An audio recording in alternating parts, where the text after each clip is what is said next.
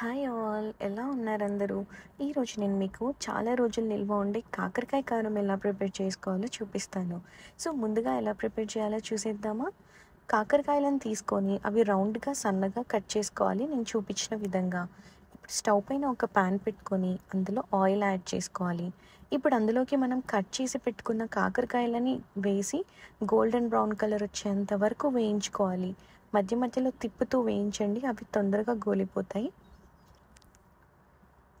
కాకరకాయ అంటే చాలామందికి నచ్చదు, చేదుగా ఉంటుంది అని. పిల్లలైతే అస్సలే తినరు.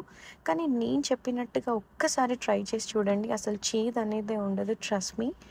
ఇప్పుడు కాకరకాయలు గోలినవన్నీ ఒక పక్కకి తీసుకొని ఇప్పుడు అదే ఆయిల్లో మనం ఆవాలు, జీలకర్ర, పసుపు, ఎండుమిర్చి, ఫ్రెష్గా నూరుకున్న వెల్లుల్లి పేస్ట్ ఫ్రెష్గా నూరుకోవడం వల్ల ఆ ఫ్లేవర్, ఆ అరోమా చాలా చాలా బాగుంటుంది.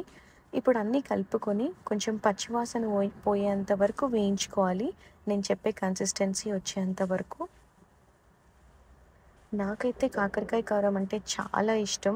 మనం జలుబుతో ఉన్న, జ్వరంతో ఉన్న వేడివేడి అన్నంలో ఈ కాకరకాయ కారం వేసుకొని తింటే ఉంటుంది, చాలా బాగుంటుంది. ఇప్పుడు అందులోకి మనం ఉప్పు, కారం, కొంచెం జీలకర్ర మెంతుల పొడి యాడ్ చేసుకొని బాగా కలుపుకోవాలి. ఇప్పుడు అందులోకి మనం వేయించి పెట్టుకున్న కాకరకాయలని యాడ్ చేసుకొని బాగా కలిపేసుకోవాలి.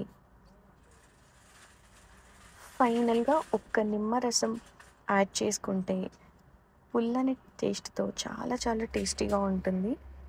సో మన కాకరకాయ కారం రెడీ అయిపోయింది. ఇది మనం ఎయిర్ టైట్ కంటైనర్లో స్టోర్ చేసి ఎన్ని డేస్ అయినా ఉంచుకోవచ్చు. ఒక్కసారి నేను చెప్పినట్టుగా ట్రై చేసి ఎలా వచ్చిందో కామెంట్ చేయండి. Thank you so much for watching.